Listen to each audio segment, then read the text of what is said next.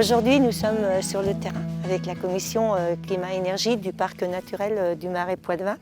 Particulièrement ici, on est sur ce qu'on appelle un présalé. Donc un présalé, en fait, c'est une zone qui est inondée à marée haute pendant les grandes marées et qui est donc recouverte par des plantes qui supportent la salinité. C'est que c'est des lieux de très forte sédimentation. Donc potentiellement, ces présalés peuvent s'élever aussi vite que la mer qui monte. Donc ça va offrir une protection naturelle par rapport à l'océan qui monte. Et ces forts taux de sédimentation présentent un autre avantage, ça permet de capter, de séquestrer, comme on dit, le carbone qui lui-même a été absorbé par les plantes par la photosynthèse. Les plantes meurent et puis ensuite elles sont enfouies dans ces sédiments qui se déposent rapidement et une partie du carbone va rester dans les sédiments. D'où ce matin, nous avons fait une carotte, ce qu'on appelle une carotte. Nous avons prélevé de la terre et puis on a eu aussi des explications sur comment, à partir de cette carotte, on peut mesurer la teneur en carbone.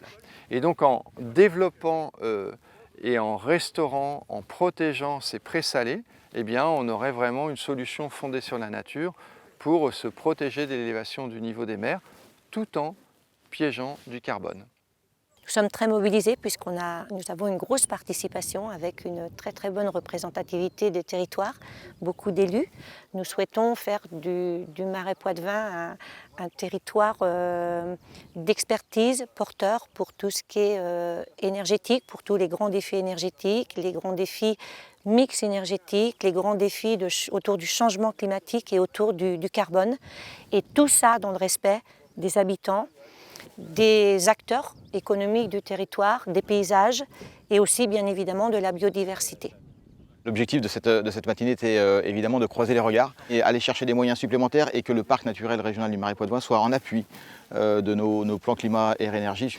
Et le principe, c'est qu'on arrive à travailler tous ensemble dans la même synergie et se poser les mêmes questions.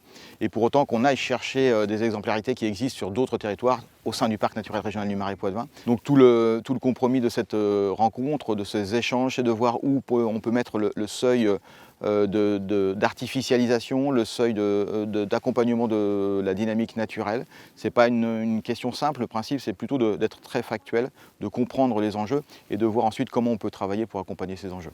Nous aimerions vraiment faire de ce territoire un territoire engagé dans la notion de neutralité carbone et puis montrer à nos concitoyens et aux habitants, aux acteurs que là on est porteur de solutions, il y a des solutions qui existent dans ce territoire à faire connaître et puis à continuer à développer.